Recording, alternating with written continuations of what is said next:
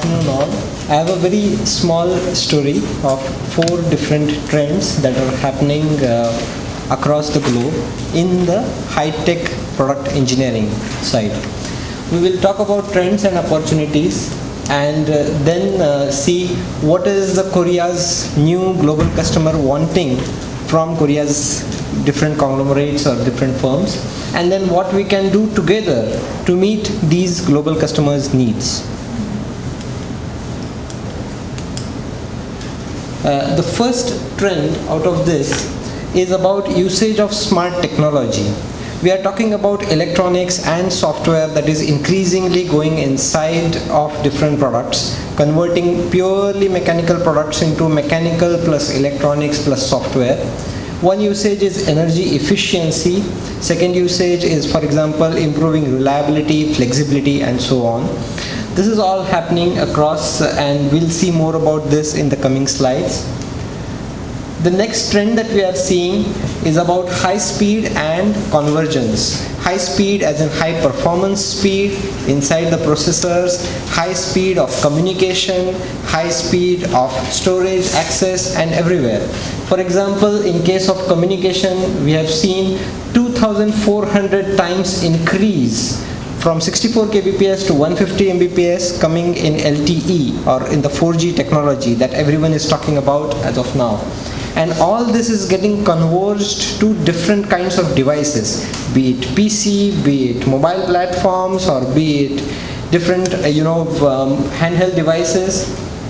They are even televisions which are stationary but still they need high-speed data. It's getting converged. The third trend that we are seeing is about usability and localization. We are seeing that different companies, global companies, are trying to make their products local to the market. So for example, when I go to Europe, I just do not convert the language. I also try to convert what the European or the Eastern Europe wants and what the Western Europe wants. I differentiate the products. I differentiate the products reaching platform. Do I send it over the mobile? Do I send it over the television? Do I print it in the newspaper? And so on. So basically to maximize the number of users who are interested as well as succeed in buying the product. The fourth trend that we are seeing, and where Korea is also quite aggressive, is the nanotechnology trend. Now nanotechnology has been in talks, in research for last 20 years. What is trendy or what is new over here is use of nanotechnology for renewable energies. I have renewable energies in the form of solar power, or in the form of wind power, or in the form of electric batteries. And how is nanotechnology going to help us in making renewable energies useful? This is the fourth trend out of that. 저는 지금 하이테크 고도의 기술을 요하는 제품에 관련된 현재의 트렌드 및 기회에 대해서 설명드리고자 합니다. 여러 가지 트렌드 중에서 전 4가지를 뽑았는데요. 첫 번째로 에너지 효율성 및 신뢰성 관련된 어떻게 하면 기술이 스마트하게 접근할 수 있는지, 스마트 테크놀로지에 관한 부분이고요. 두 번째는 그래도 계속해서 우리가 더욱더 스피드를, 뭔가 데이터를 전송하고 데이터를 보낼 때 스피드를 관련된 것이고, 어떻게 이런 모든 것들이 다 집중성에 대한 것이며, 세 번째로 이런 IT 서비스가 얼마나 이용이 편한 것들, 이용 편의성과 그런 각각의 나라 및 각각의 기업이 원하는 요구에 맞춘 현지화 및 국내화에 대한 그걸 말씀을 드리고, 마지막으로 재생 가능한 에너지에 대한 나노 테크놀로지 관련된 부분을 이런 트렌드를 갖고 있다고 할 수 있습니다.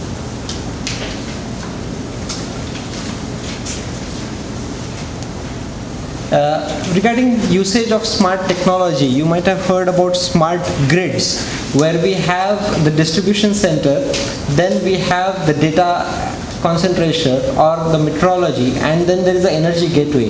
This energy gateway is connected to our homes, and we have metrology and data concentrator in between. These are the new introductory aspects from the technology or the smart technology point of view.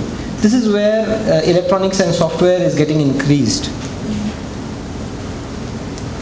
At the same time, we have within TCS we have a solution called as a smart meter solution, which goes inside the devices and it starts communicating with the data center.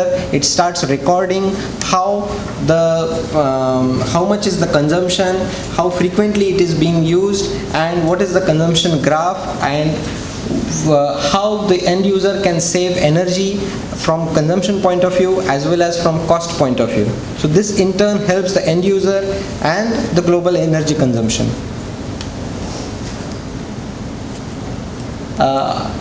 The next smart technology usage is about reliability and flexibility.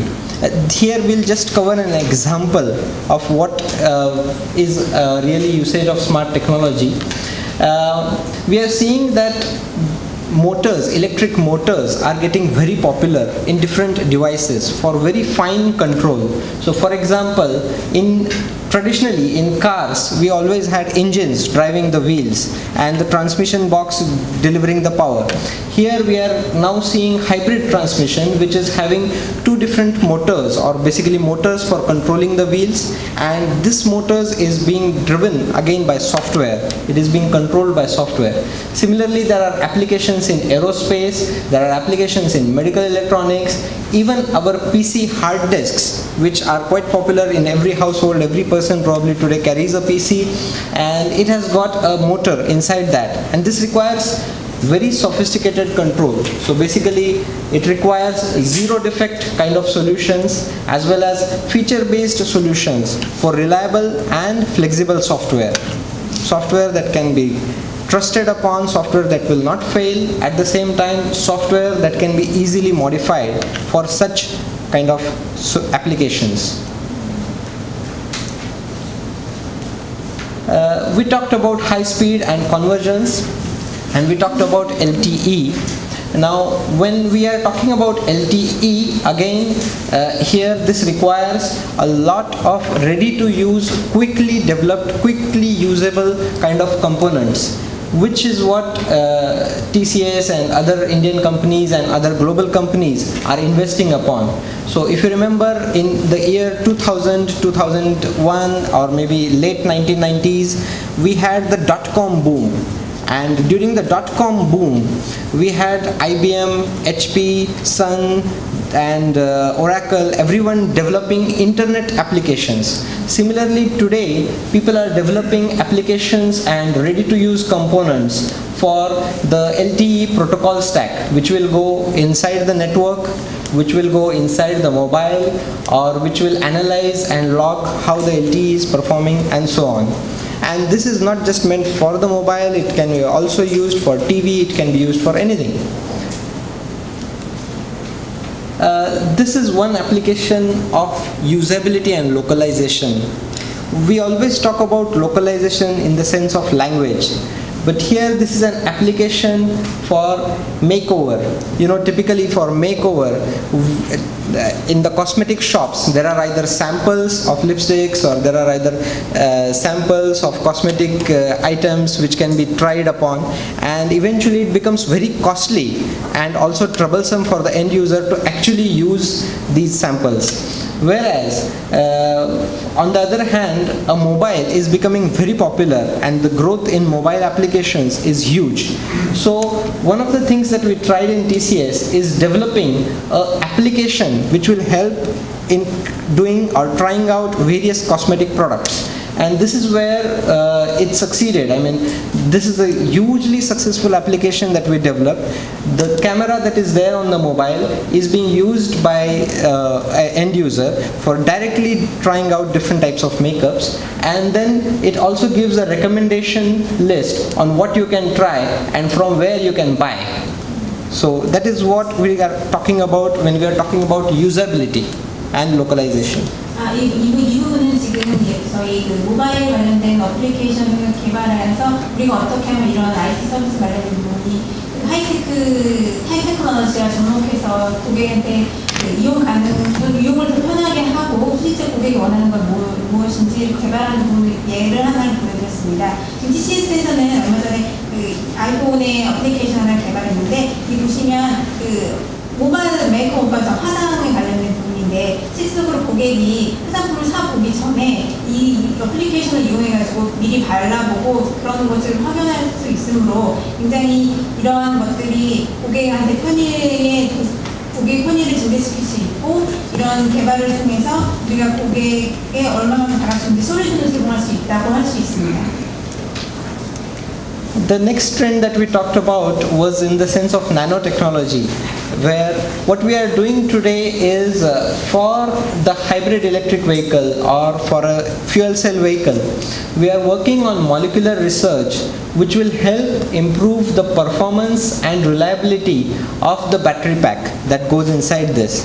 Now, if we are successful in this, I mean, this is a research activity and which we have been pursuing for about 12 years now inside of TCS. And as we go forward and improve the vehicle's battery life, its performance, how much time it takes for charging, how many kilometers it will run in a single drive, all this getting improved, which means that we will actually see more and more of electric cars, more and more of hybrid cars, or more and more of fuel cell battery cars inside in the running market. And finally, it will improve our source of renewable energies.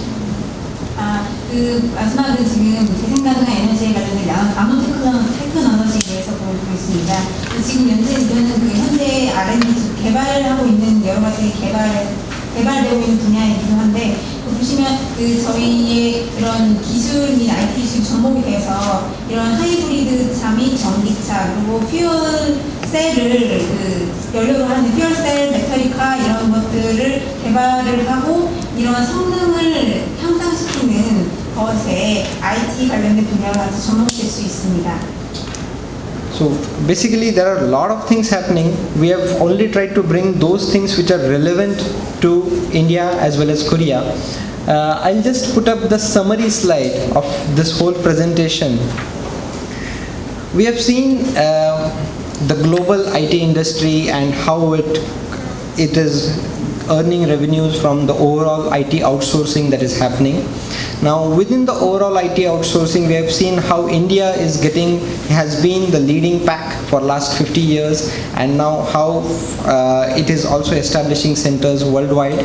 Then we talked about the engineering and R&D activities and how they are doubling the IT spend overall. And then we talked about some trends, some of the recent happenings that are covering the spend that is happening inside the R&D and high-tech products. The summary here is that if you look at market potential, basically from the standpoint of spend areas, and if you look at capabilities in the sense of outsourcing capabilities or in the sense of ease of outsourcing, the embedded systems area or engineering and R&D area or AMD or package implementation, these kind of areas are very easy to outsource for companies in Korea or for companies even in language, non-English speaking kind of countries, or even countries who have very limited exposure to latest technologies. For all those kinds of countries, these R&D and engineering areas are easier to outsource than the regular purely IT kind of or the BFSI kind of outsourcing.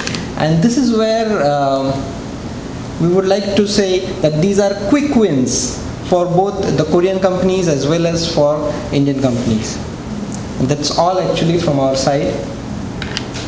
마지막으로 지금 인도의 IT 회사들을 레버리지할 수 있는 그 부분에 대해서 말씀드립니다. 한국 회사들이 지금 진출해 있는 가장 주요 그 분야들이 인도의 IT 회사와 같이 서로 그 효율을 극대화할 수 있는 분야를 말씀드리면 서비스 타겟이라고 보이는 부분이라고 할 수 있습니다. 인베디드 시스템과 기술 및 R&D 관련 부분, 그리고 여러 가지 패키지 그 시행 관련된 이 부분이 한국 기업들도 이걸 한국 기업들이 아웃소싱하기에 굉장히 좋은 그리고 재빨리 할 수 있는 분야라고 할 수 있습니다.